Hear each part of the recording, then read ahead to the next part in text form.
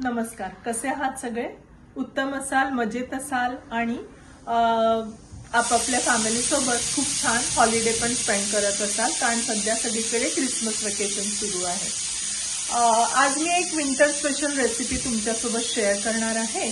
ती म्हणजे मटारची उसळ. ही उसळ आमच्या घरी सगळ्यांना खूप आवडते. अतिशय सोपी आणि खूप चविष्ट लागणारी अशी रेसिपी आहे. सध्या हिवाळा असल्यामुळे खूप मटार उपलब्ध आहेत, मुबलक प्रमाणात उपलब्ध आहे मार्केटमध्ये. आणि कांदा लसूण विरहित ही रेसिपी आहे, पण ती तरी सुद्धा खूप चविष्ट अशी लागते. चला मग बघायची आज माझ्या पद्धतीने मी कशी करते मटारची उसळ. तुमचीही काही पद्धत असेल ती माझ्यासोबत शेअर करा आणि आज माझ्या पद्धतीने मी कशी करते ते बघूया. चला मग चलायचं माझ्या किचन मध्ये. चला मग या माझ्या किचन मध्ये आपण करूया मटारच्या रेसिपीची सुरुवात. सर्वात प्रथम इथे जे साहित्य आहे मी तुम्हाला मगाशी जे सांगितलं ते आहे. ओलं खोबरं आहे, मिरच्या आहे, कोथिंबीर आहे, कोथिंबीरच्या काड्या आहे. याच्यामधलं आपल्याला ओलं नारळ, हिरवी मिरची आणि कोथिंबीरच्या काड्या या मिक्सरला काढून घ्यायच्या आहे वाटणा करता. यात आपण कुठल्याही प्रकारचा आलं लसूण किंवा कांदा वापरत नाही आहोत. तुमच्याकडे जर आवडत असेल तर तुम्ही वापरा. आम्ही पारंपरिकरित्या आजीच्या हातची ही खाल्ली किंवा आईच्या हातची अशा प्रकारेच खाल्ली आहे, त्यामुळे आम्हाला ही याच प्रकारची आवडते. तुमच्याकडे जर तुम्ही आलं लसूण खात असाल, कांदा खात असाल तर तुम्ही ते टाकून पण करू शकता ही मटारची उसळ. ही मटारची उसळ माझी आई आम्हाला पोळी किंवा पराठा सोबत द्यायची, पण माझ्या मुलीला ही उसळ पावासोबत किंवा ब्रेड सोबत आवडते. तर आज मी घरच्यांकरता ती माझ्याकडे ब्रेड आहे त्याच्यासोबत मी सर्व करणार आहे. तुम्हाला जशी आवडत असेल तशी ती तुम्ही सर्व करू शकता, पण पावासोबत पण खाऊन बघा, खूप छान लागते ही. चला मग करूया सुरुवात. इथे मी सगळं मिक्सर मध्ये टाकून घेतलं आहे. थोडी कोथिंबीर मी ठेवली आहे, ती मी वरून वापरणार आहे. आता आपण हा मसाला छानपैकी मिक्सर मध्ये बारीकसा वाटून घेऊया. भेटूयात मी वाटल्यानंतर. चला मग आपले मटार एकदम मस्तपैकी शिजून तयार आहे. बघायचं शिजले आहेत का ते. वा, मस्तपैकी छान बॉईल झाले आहेत. बटाटा पण चांगला बॉईल झाला आहे. बटाटा आपल्याला ग्रेव्ही थिक करायला वापरायचा आहे, त्यामुळे तो आपण कुच करून घेणार आहोत. थोडस मटार गार होतात ना तोपर्यंत आपण त्याची फोडणी तयार करून घेऊया. चला इथे आता पॅन खालचा गॅस लावून घेऊया आणि तेल घालून घेऊया आपण याला.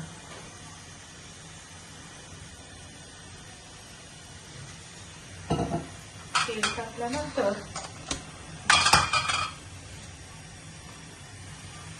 मोहरी,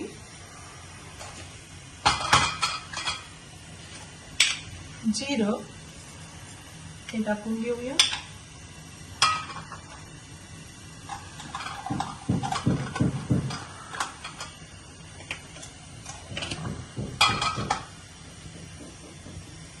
चला छानपैकी जिरं मोहरी ना तडतडली आहे आपली. आता आपण हा हिरवा गार मसाला टाकून घेऊया. बी केअरफुल, अंगावर उडू शकतो, यात पाण्याचा अंश असल्यामुळे, त्यामुळे जर करत असाल तर जरा केअरफुली करा. ही रेसिपी करून बघा. बिना आलं लसूणची जरी असली ना तरी खूप छान लागते. सगळ्यांना आवडेल तुमच्या घरचा. एकदा अशी रेसिपी करून सगळ्या घरच्यांना खाऊ घालून बघा. चला आपला मसाला छानपैकी परतवून तयार आहे. आता मी यात घालणार आहे धणे पावडर, त्यानंतर घालणार आहे जिरं पावडर, काळा मसाला. काळा मसाला जरा जास्त घाला, याला काळ्या मसाल्याची खूप छान टेस्ट येते. आणि परतवून घ्यायचं आहे. आता इथे एवढा छान सुगंध सुटला आहे ना मसाला परतवल्यामुळे. तुम्ही पण करून बघा, तुमच्या घरी पण ही रेसिपी सगळ्यांना आवडेल. आता आपण यात वाफवलेला मटार टाकूयात.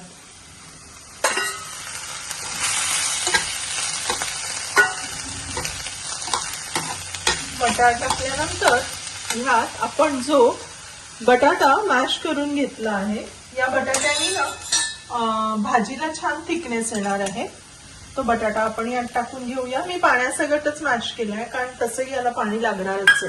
तर मी बटाटा ज्या पाण्यात बॉईल केला होता त्या पाण्यासकट टाकला आहे. आता यात थोडासा गूळ आणि मीठ टाकून घ्यायचं आहे. आधी मी यात थोडंसं पाणी ऍड करते. चला मग आता याच्यामध्ये आपण पाणी ऍड केलंय. आता चवीप्रमाणे आपण मीठ टाकून घेऊया आणि थोडासा गूळ टाकून घेऊया. गुळाने ना खूप छान चव येते याला. तुम्हाला जास्त गूळ कमी गूळ कसा आवडतो त्याप्रमाणे टाका. मी इथे एवढा छोटासा खडा टाकतीये गुळाचा. गुळाने खूप चांगली चव येते. ऍड करून बघा. आणि आता छानपैकी याला एक वाफ काढून घेऊया म्हणजे सगळ्या मसाल्यांसोबत मटार आणि मिक्स होऊन येतील. छान चव लागेल त्याला. चला मग एक वाफ काढून मी तुमच्याशी भेटते नंतर. Stay tune. चला मग बघायचं आपली रेसिपी तयार आहे का. वाह किती छान मस्त. So flavourful. खूप छान दिसते पण फ्रेश ग्रीन एकदम विंटर रेसिपी आहे. अशा प्रकारे तुम्ही पण करा आणि तुमच्या घरच्यांसोबत ही रेसिपी एन्जॉय करा आणि तुमचे अनुभव माझ्यासोबत शेअर करा. चला मग करूयात आपल्या रेसिपीचं प्लेटिंग.